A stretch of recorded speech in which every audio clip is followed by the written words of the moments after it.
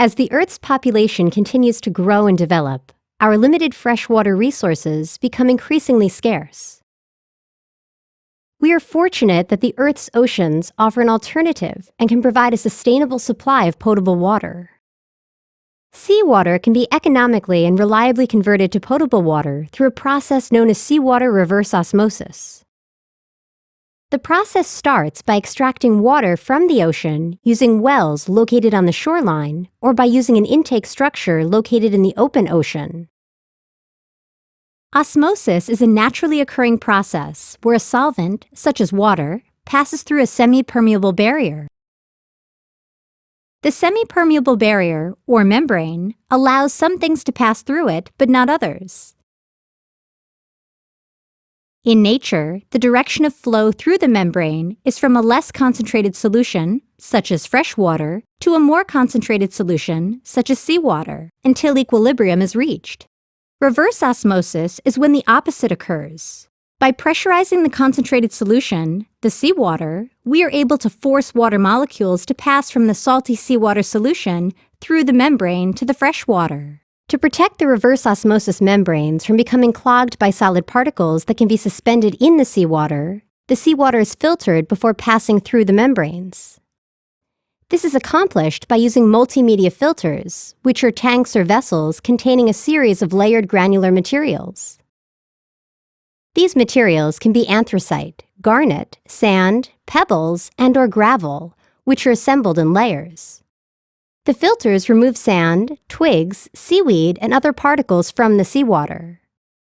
In some cases, other types of membranes, known as ultrafiltration and microfiltration membranes, are used instead of multimedia filters to pre-treat the seawater.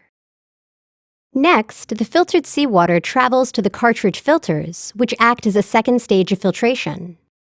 Cartridge filters used for seawater reverse osmosis are typically made from a yarn-like synthetic material that is wound into cartridges.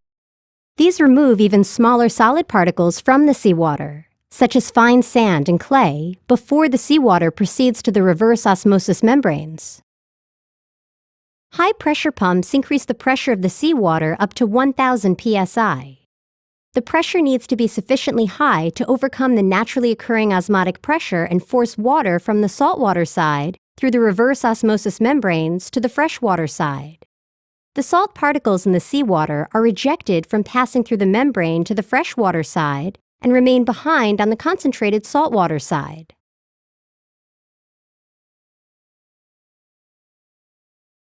The reverse osmosis membrane can be thought of as a number of sealed envelopes connected at their open ends to a tube.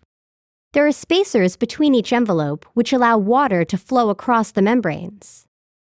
The membrane envelopes and spacers are then wound around the tube like a roll of paper towels. The reverse osmosis membranes are then enclosed in a fiberglass shell. The membranes are connected end to end, usually 6 to 7 membranes together, and housed in vessels that are built to withstand pressures up to 1,200 psi. As the pressurized seawater enters the pressure vessel and flows across the membrane surface, the water molecules are forced into and through the membrane envelopes, leaving the salt molecules behind. The desalted water passes through the membrane and emerges at low pressure, where it is collected in a tube and directed to one end of the pressure vessel. The concentrated salt stream that is rejected from flowing through the membrane continues to pass across the membrane surface, where it is collected separately. The concentrated salt stream retains about 55% of the total energy of the seawater stream that was originally fed to the membranes. To reduce the energy that is required to operate the reverse osmosis plant, the pressurized concentrated stream is piped into an energy recovery device. Here, up to 98% of the energy of the concentrated salt stream is transferred to an equal volume of the incoming seawater in an isobaric energy recovery device.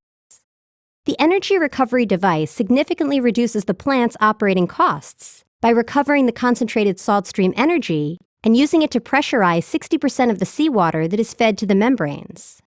The concentrated salt stream will have about a 60% higher salinity than the incoming seawater. The concentrated salt stream is sent back to the ocean through a brine disposal well, or a device known as a brine outfall.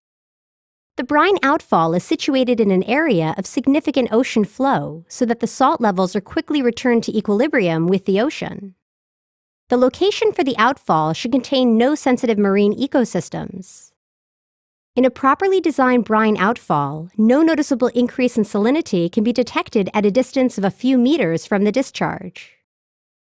The pressurized seawater leaving the energy recovery device has its pressure boosted by a small booster pump so that it is at the same pressure as the seawater leaving the high-pressure pump. The boost is necessary as some pressure has been lost as the stream travels through the reverse osmosis system. Approximately 40% of the seawater that enters the system is converted to potable water during the reverse osmosis process. The potable water is further treated by adding calcium carbonate to improve the taste and bring the pH to the neutral range. Chlorine is also injected to provide disinfection properties as the water travels from the reverse osmosis plant through the distribution pipes to homes and businesses.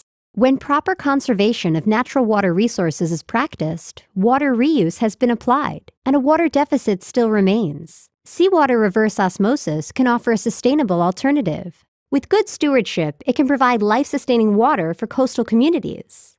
Desalted water supplies, which are not susceptible to drought and other natural disasters, can provide a clean, safe potable water supply.